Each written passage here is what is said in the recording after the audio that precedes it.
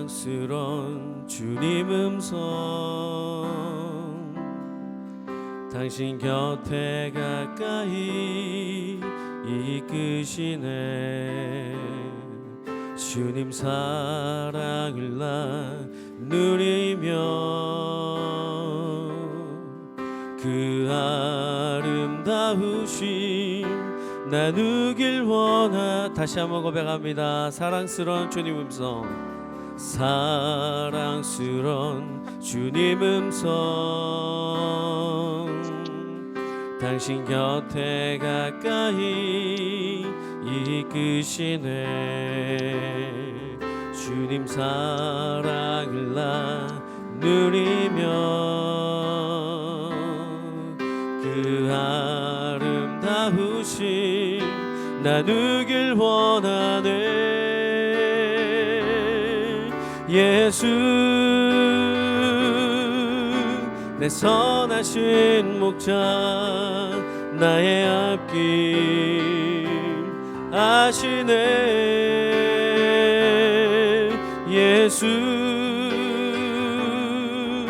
신실하신 주께 내 삶을 드립니다. 사랑스러운 주님 음성, 사랑스러운 주님 음성, 당신 곁에 가까이 이끄시네. 주님 사랑을 나누리며 그 아름다우심, 그 아름다우심 나누길 원하네. 예수 내 선하신 목자, 나의 앞길 아시네. 예수 신실하신 주께 내 삶을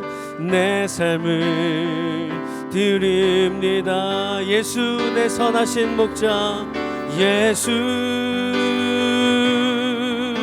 내 선하신 목자, 나의 앞길 아시네.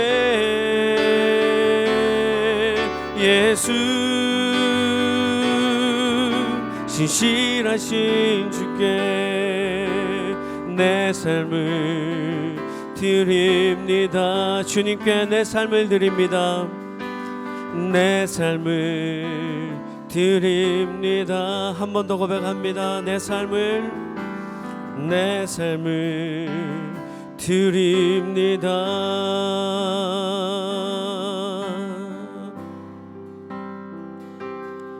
주께 가까이 날 이끄소서. 간절히 주님만을 원합니다. 채워주소서. 주의 사랑을 진정한 찬양 드릴 수 있도록. 다시 한번 고백합니다. 주께 가까이 날 이끄소서. 날 이끄소서. 간절히 주님만을 원합니다. 주님 채워주시옵소서. 채워주소서. 주의 사랑을 진정한 찬양 드릴 수 있도록. 목마른 나 영혼, 목마른 나의 주를 부르니 나의 맘 만져 주소서. 주님만을 원합니다. 더 원합니다. 나의 맘 만져 주소. 주께 가까이 날 이끄소서. 주께 가까이 날 이끄소서. 간절히 주님만을 원합니다. 채워주소서. 주의 사랑을 진정한 찬양 드릴 수 있도록 목마른 나의 영혼 목마른 나의 영혼 주를 부르니 나의 맘 만져 주소서 주님만을 더 원합니다 더 원합니다 나의 맘 만져 우리 다시 한번 갈급한 심령으로 목마른 나의 영혼 목마른 나의 영혼 주를 부르니 나의 맘 만져 주소서 주님만을 더 원합니다 더 원합니다 나의 맘 만져 날 채워주소서 날 채워주소서 날 만져주소서 날 일으키소서 지금 이 시간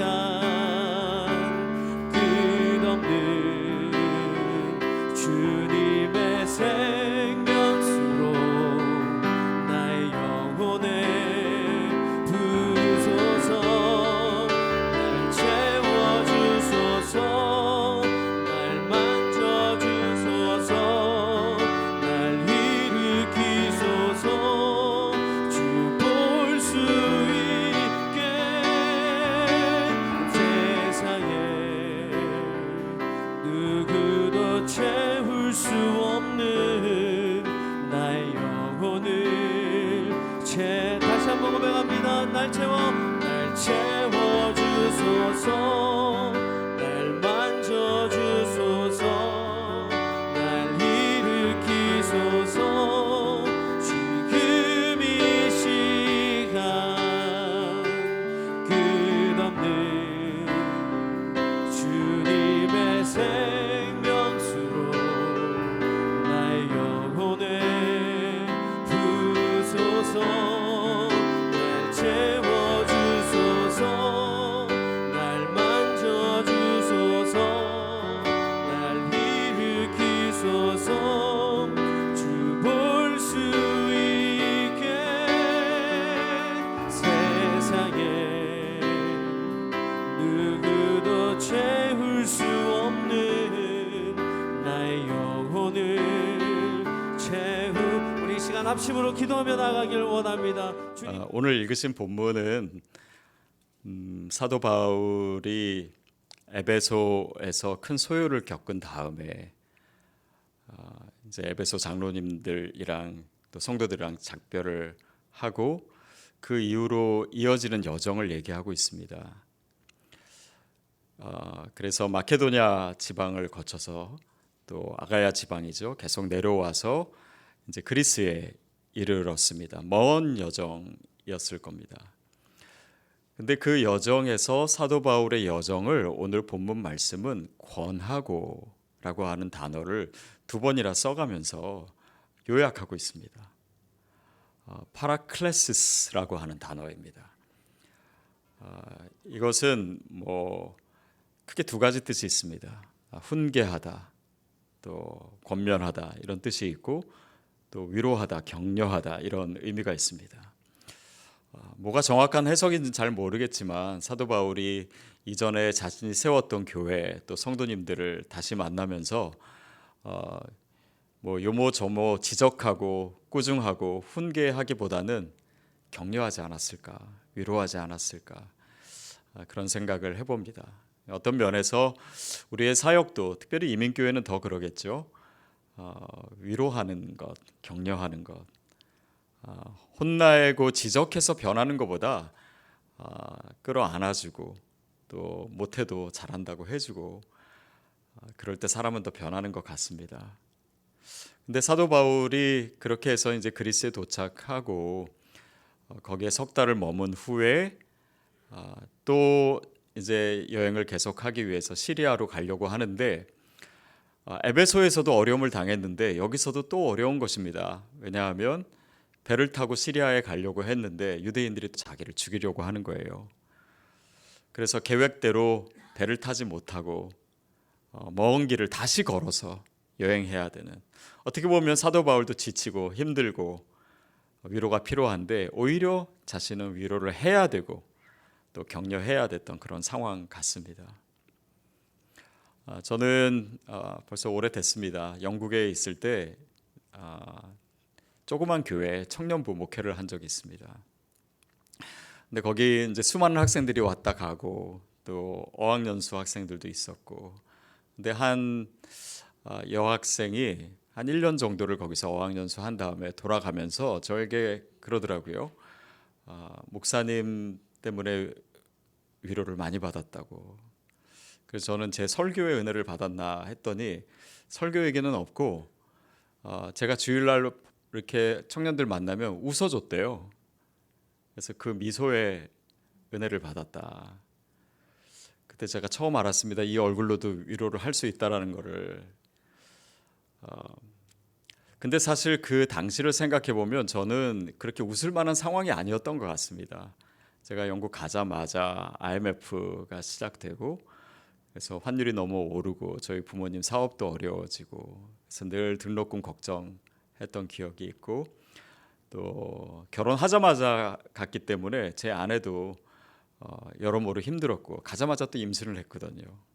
그리고 일도 많이 해야 됐고, 공부는 뭐 안 되는 영어로 하려니까 이렇게 막힐 때도 많았고, 그러나 성도들을 만나거나 청년들을 만나면 저는 웃어야 했습니다. 근데 사실은 제가 위로받아야 될 상황이었는데 오히려 그렇게 했어야 됐죠. 이 정신의학 용어 중에 스마일 마스크 신드롬이라고 있다고 합니다. 그건 뭐냐면 겉으로는 웃고 있어요. 그러나 속에는 우울증이 있는, 특별히 연예인이나 서비스업자나 이렇게 늘 친절을 베풀어야 되는데 자기의 감정과는 상관없이 직업상 그렇게 해야 되는 사람들이 쉽게 걸리는 질병이래요. 저는 그중에 목회자가 제일 취약한 사람들이 아닌가 싶습니다. 교인들에게 늘 위로하고 격려하지만 내 자신은 위로받지 못할 때가 너무나 많은, 때로는 집에서 부부싸움하고 왔는데 설교 시간에는 웃으면서 설교해야 되고 제 아내는 저기서 불꽃 같은 눈으로 째려보고 있고, 그러나 또 아무런 일 없는 마냥 그런 표정 지어야 되고, 우리도 그렇지 않습니까? 여러분도 뭐 교회든 그것이 어떤 관계 속에 있든 또 남을 위해서 섬기기도 하고 도와주기도 하는데 정작 나는 도움을 받지 못하고 또 내 기도도 응답이 되지 않는 그런 상황입니다. 그럴 때 우리가 어떻게 해야 될까요? 근데 오늘 본문에 나오는 아까 말씀드린 이 파라클레시스라고 하는 단어를 보면, 이 파라라고 하는 것이 무엇 옆에라고 하는 뜻 아닙니까? 그리고 클래시스라고 하는 단어는 칼레오에서, 제가 또 신약학자 분들 앞에서 하려니까 또 긴장이 되네요. 칼레오라고 하는 단어에서 왔는데, 칼레오는 부르다라고 하는 뜻 아닙니까? 또 거기서 보혜사 성령을 얘기할 때 파라클레토스라고 하는 단어도 나오죠. 근데 이 권하다 위로하다라고 하는 이 단어를 그렇게 분석해 보면 옆에서 누가 나를 부르는 것입니다. 우리가 힘들고 어렵고 또 위로받고자 하지만 오히려 위로해야 되는 그 상황에서 우리가 과연 어떻게 해야 될까요? 또 어떤 음성을 들어야 될까요? 그것은 사역자로서 살다 보면 정말 의미 있는 일을 위해서 다른 것들을 다 뒤로 하고 이 자리에 오지 않았습니까? 그리고 내 설교에 사람들이 힘을 얻고 또 새로운 삶을 살기를 원하고 정말 그런 의미 있는 일을 하고자 이 길을 선택했는데, 우리 사역에는 때때로 내가 원하는 만큼 열매가 맺어지지 않을 때 있습니다. 지치고 힘들 때가 있습니다. 그때 중요한 것은 나는 왜 이렇게 능력이 없을까? 왜 내 삶에 또 사역에 이런 열매들이 없을까? 그래서 우리에게 필요한 것은 어떤 능력이라고 생각하지만 결국 그 시간에 가장 필요한 것은 내 옆에서 나를 부르시고 나에게 말씀하시는 하나님의 음성이 아닐까 싶습니다. 그 음성을 들을 수 있는 사람은 그 자리에서 또 일어날 수 있습니다. 그리고 사람의 위로를 구하지 않아도 괜찮아요. 하나님께서 위로하시기 때문에. 또 목회자로 살다 보면은 뭐 칭찬받은 일도 있습니다. 그러나 그것은 사실은 궁극적인 것이 아니기 때문에 자꾸 더 칭찬받고자 하는 욕구가 생겨요. 그러다 보면 거기에 중독되기도 합니다. 그래서 칭찬을 받고자, 사람들에게 인정받고자 하는 욕구가 더 커지고, 나중에 그것이 없을 때는 금단 현상에 시달릴 수도 있습니다. 사람들의 인정을 받기 위해서는 수단 방법을 가리지 않는 그런 불쌍한 목회자가 될 수도 있습니다. 그러나 우리가 거기서 진정 하나님의 음성을 어떻게 듣느냐이죠. 저는 미국에 오기 전에 이제 한국에서 사역을 정리하고 한 달 정도 시간이 있을 때 제가 혼자 기도원 간 적이 있었습니다.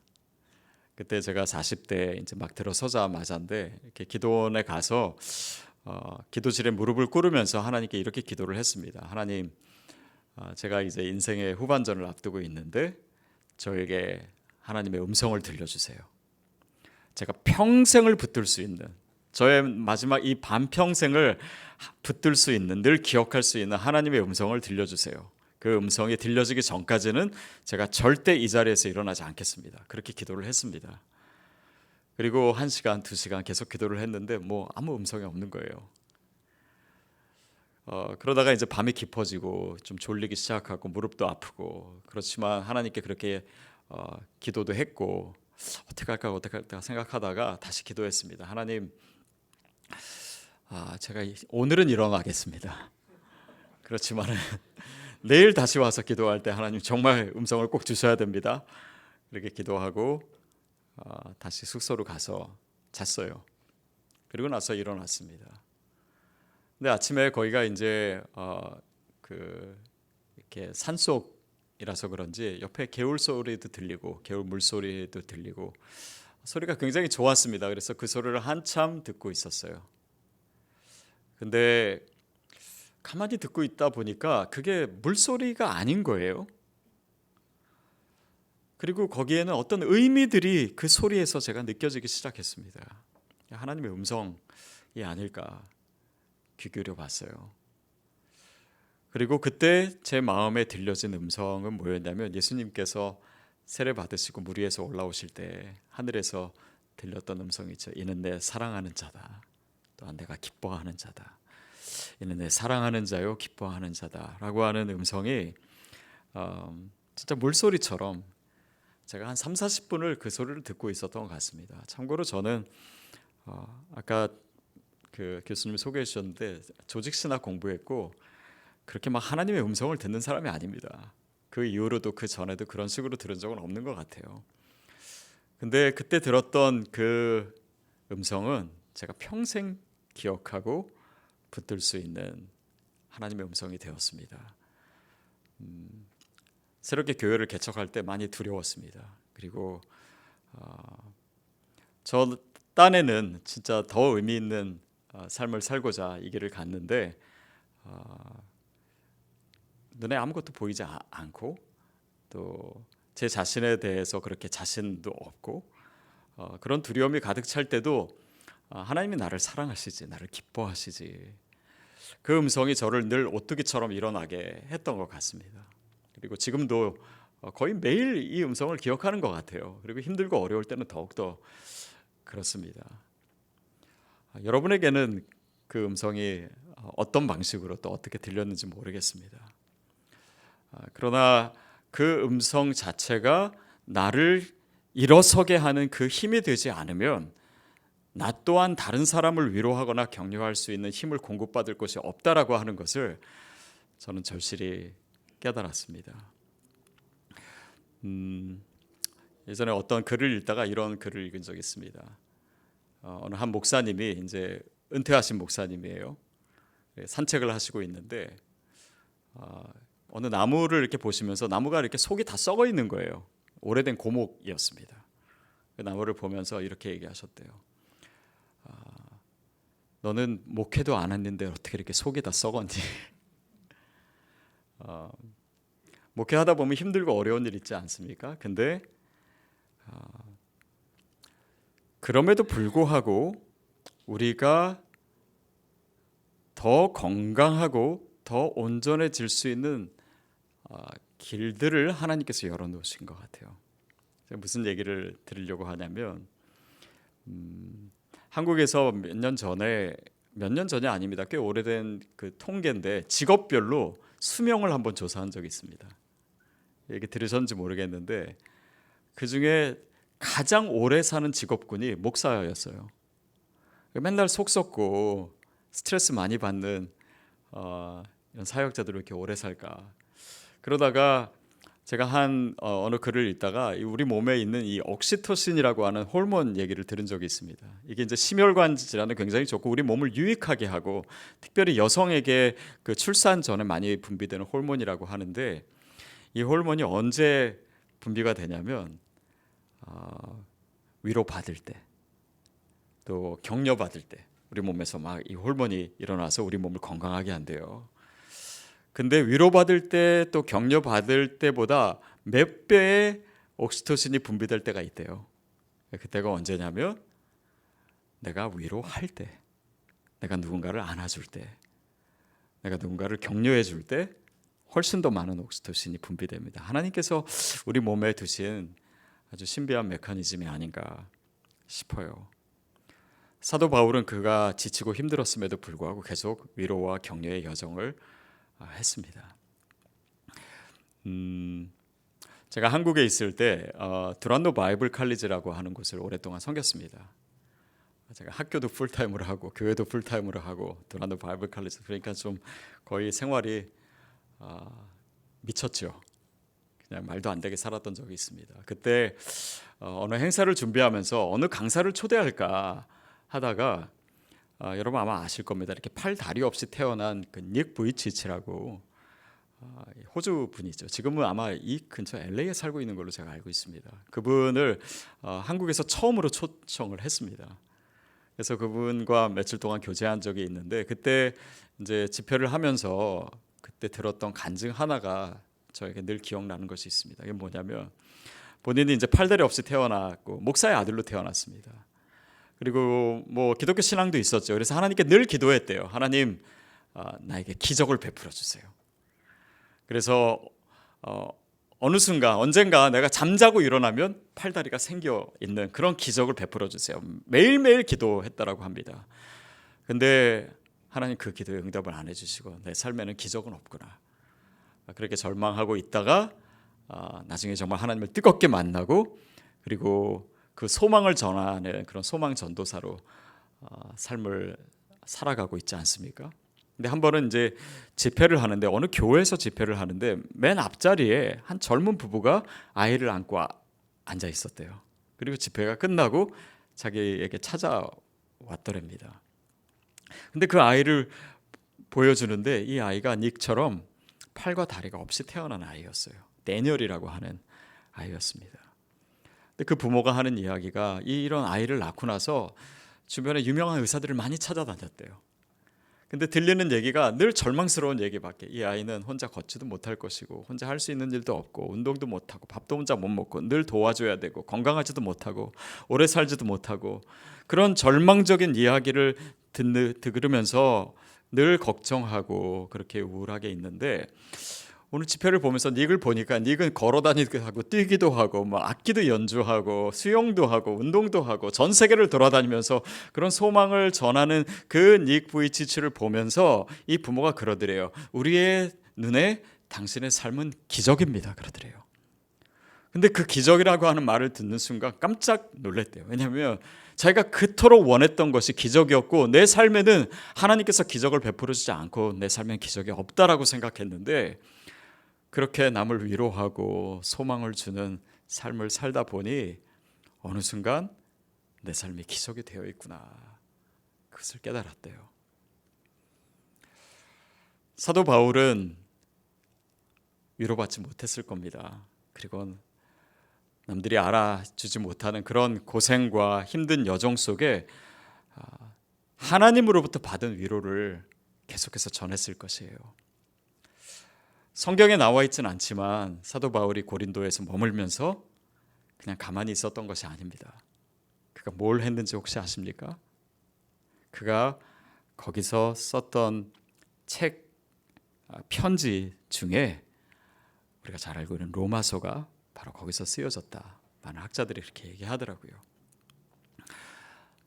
인류 역사상 가장 위대한 책입니다. 편지예요. 그 로마서 때문에 지금도 우리가 복음을 제대로 알 수 있고, 종교개혁도 아마 루터에게 있어서 로마서에 있는 한 구절이 종교개혁을 촉발시켰던 그런 능력의 말씀은 위로받지 못하고 격려받지 못했지만 계속해서 그 길을 걸어갔던 사도 바울을 통해서 하나님은 그가 상상할 수 없는 위대한 일을 하셨습니다. 주님의 일을 감당하고 또 여러분 많은 이유로 또 여러 가지 이유로 이 자리에 와 계실 텐데 때로는 힘들고 지칠 때가 많을 겁니다. 그러나 우리에게 들려지는 하나님의 음성이 있다면, 우리가 주님 앞에 더 가까이 서 있을 수 있다면, 그래서 주님과의 그 친밀한 관계 속에서 사람들이 아닌, 우리를 중독시키는 그런 것들이 아닌 하나님으로부터 오는 위로와 격려를 우리가 받을 수 있다면 우리는 계속해서 그 길을 갈 수 있을 것입니다. 그리고 우리 힘으로 감당하는 것보다 더 놀라운 하나님의 역사가 우리 모든 삶을 통해서, 그 삶의 자리를 통해서 분명히 일어나리라고 저는 믿습니다. 지쳐있는 분 있다면 그 길을 계속 가십시오. 그리고 주님의 음성이 우리 삶에 만들어 가시는 그런 아름다운 기적의 역사를 우리 모두가 체험하게 되기를 주님의 이름으로 축복합니다. 기도하겠습니다.